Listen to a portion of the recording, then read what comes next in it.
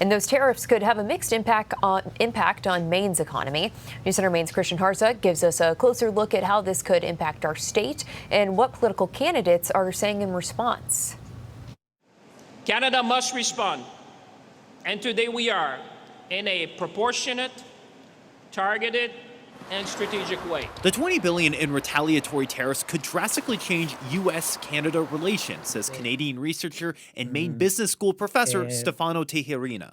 I don't think that we are going to go back and mend this situation. After NAFTA, the North American Free Trade Agreement, was signed over 30 years ago, Tejerina says many businesses in Canada looked to the U.S. for customers, and many U.S. businesses looked to Canada for cheaper labor because of the cheaper dollar. As a business person, you might think, well, I might have to relocate because even though I have a currency advantage, the 50% tariff doesn't let me take advantage of that opportunity anymore. For Maine specifically, weekend or dormant wood products and canning factories get new life. The labor force and the know-how is still alive. So these are things that could revive quickly.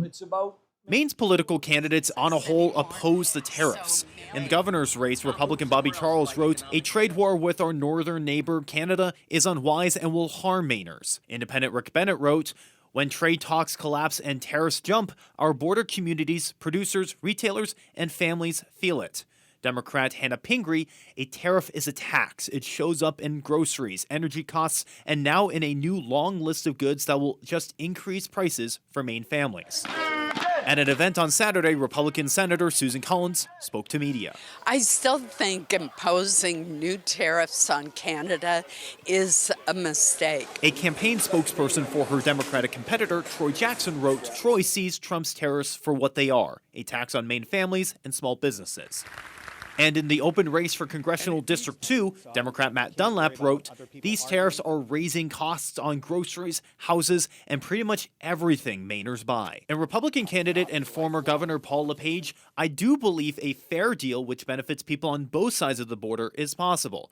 I hope we can de-escalate and get the Canadians back to the negotiation table." Then you have, of course, the hospitality and tourism industry. Tejerina expects those industries to struggle even more after Maine tourism already dropped a third from 2024 to 2025.